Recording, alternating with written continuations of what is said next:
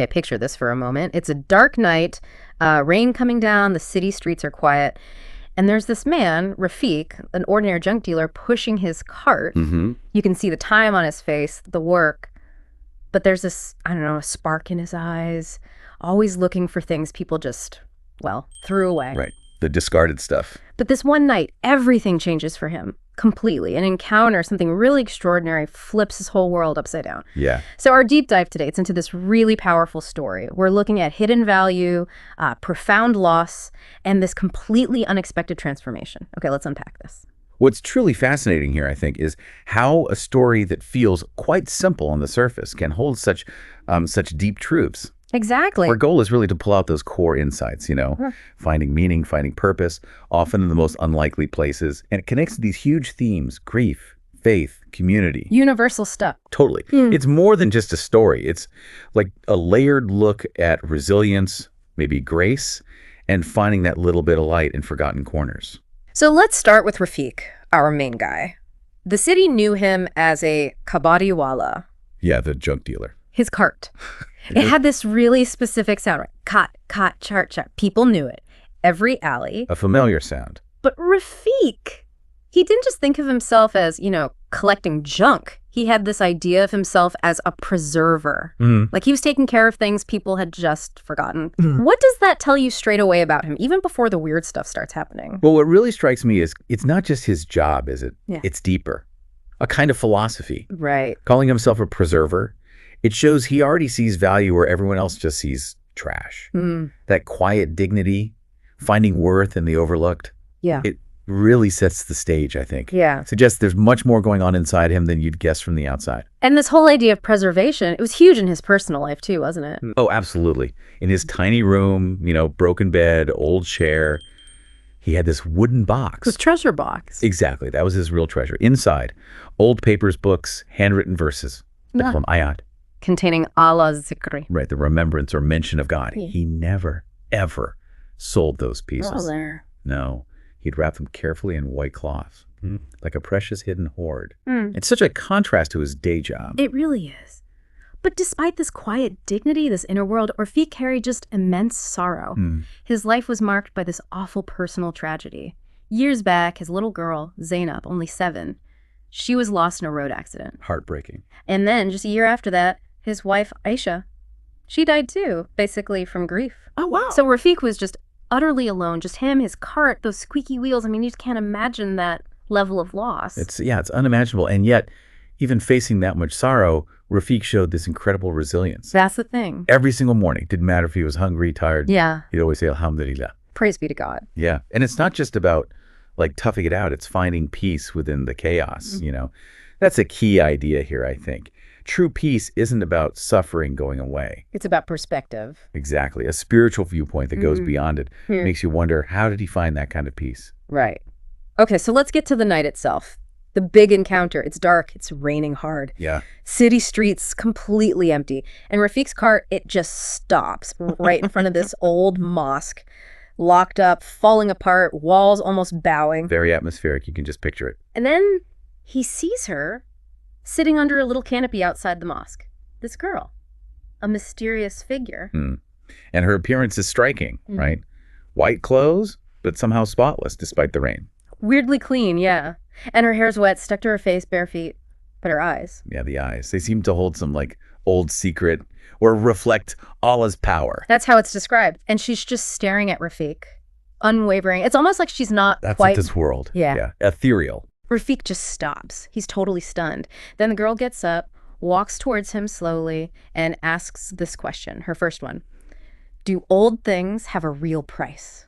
Rafiq felt like his heart skip a beat. It wasn't just a question, it was a mystery, something that would change his whole life.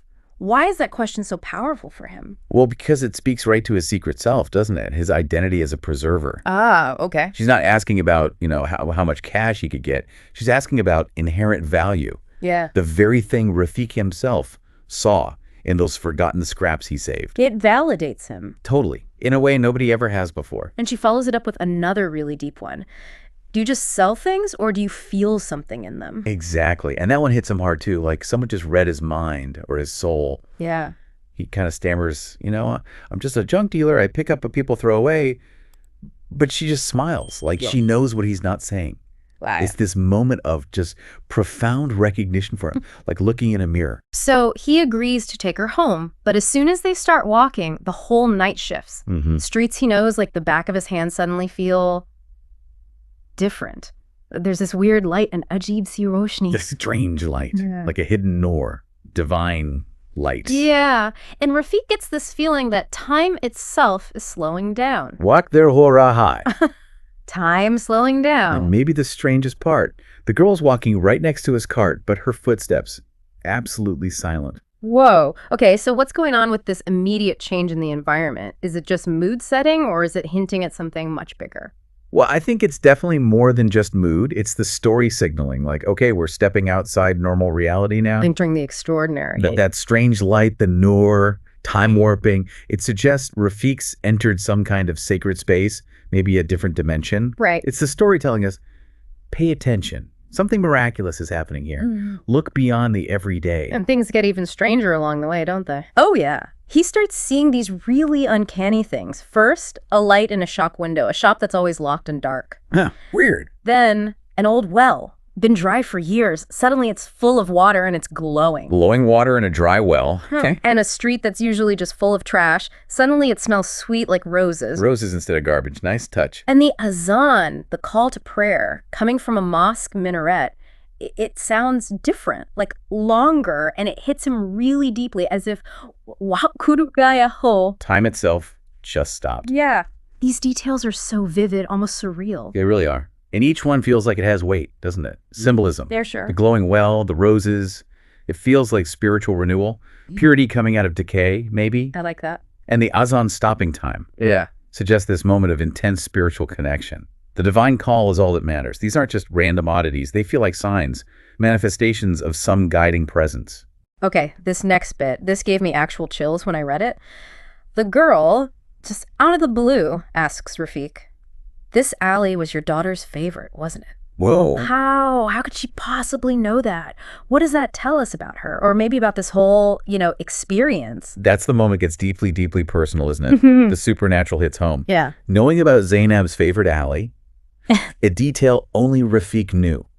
It just shatters any idea that she's just some random girl. Right. It implies she has some kind of divine insight, or maybe she's connected somehow to the people he's lost. It instantly shifts her from just being mysterious to being like a messenger, someone bringing something profoundly significant, hinting at comfort, maybe closure. And then her wisdom. She asks him why he keeps something separate, why he preserves them. And Rafiq tells her his philosophy, right? Yeah, he says because some things aren't just paper, they contain Allah's remembrance. They aren't sold, they are preserved with respect. And her reply to that is just pivotal. And Allah doesn't make everything useless. Wow. That hit Rafiq hard, touched the deepest part of him. It's such a powerful statement, isn't it?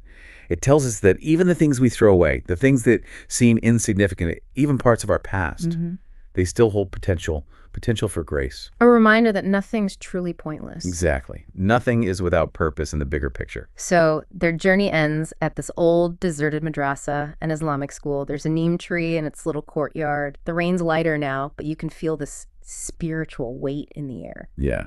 And then comes the big reveal, the moment. The girl holds out this small bundle to Rafiq. And inside? Inside is a choti si chandi ki chori, a small silver bangle. No. Yes. The exact one his daughter Zainab used to wear. The one that got lost the day of the accident. Oh my God. Rafiq's hands start shaking, tears just welling up. He actually staggers back, asking her desperately, "Come, Kanho, who are you?" I mean, the emotional impact of finding that is just overwhelming. It really is. Just picturing him trembling, holding Zainab's bangle, it's incredibly moving. Makes you think about how much objects can hold, doesn't it? Especially connected to people we've lost. Absolutely. For Rafiq, that bangle, it's not just metal, it's a sign, tangible proof of divine remembrance, of comfort. Yeah. It tells him his grief, his loss. It hasn't been forgotten by the divine. It's like a direct message answering his silent pain, suggesting that even in absence, there's presence.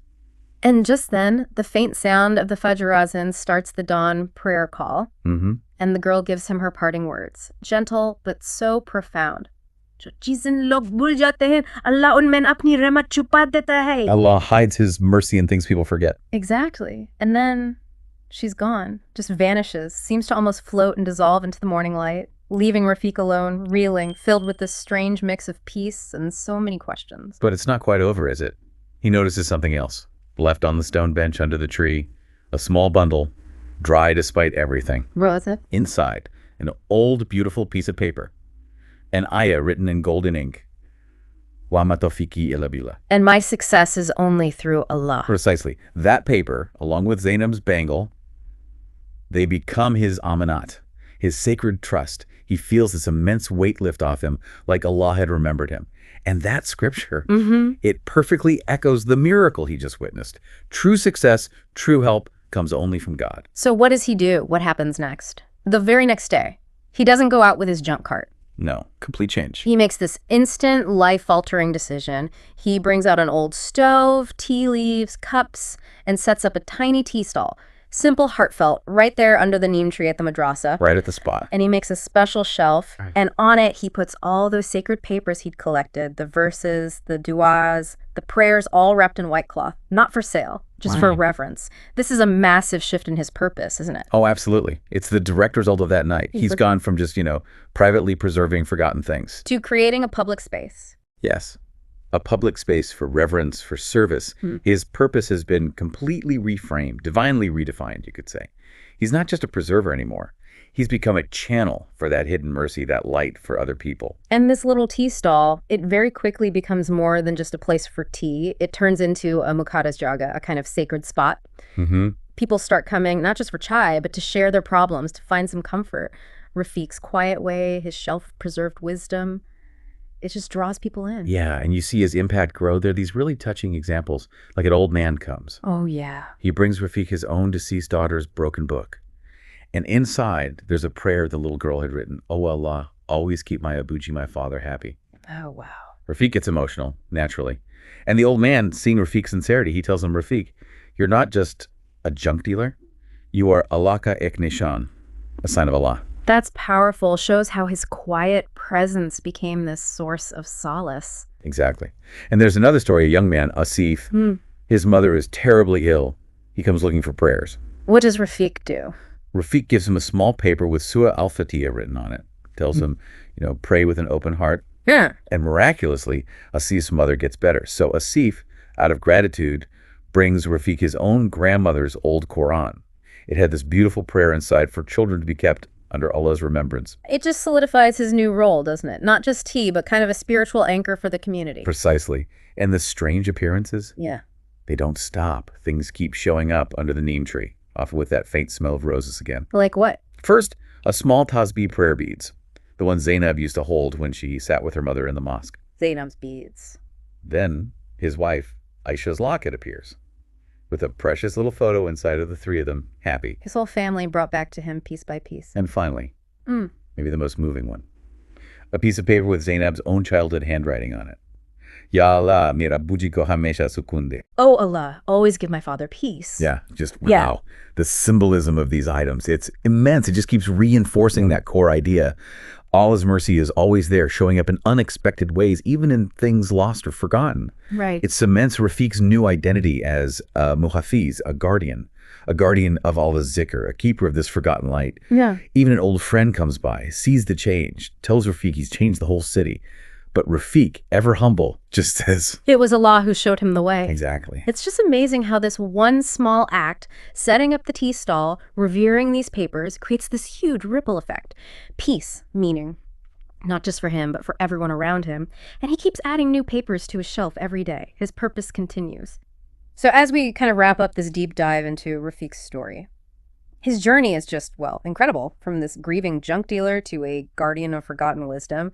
It really shows how an ordinary life, even one totally soaked in grief, can find this extraordinary spiritual meaning just by seeing value where others saw nothing. And if you connect it to the bigger picture, like we said, it really shines a light on this idea that divine mercy, it can be found anywhere, even in the stuff we discard. It highlights that deep link between loss and grace, and how acts of service, acts of remembrance, they can actually transform personal tragedy into something that brings peace to a whole community. So it leaves you, the listener, with something to think about, doesn't it? What forgotten pieces might be in your life, bits of wisdom, kindness, maybe connection.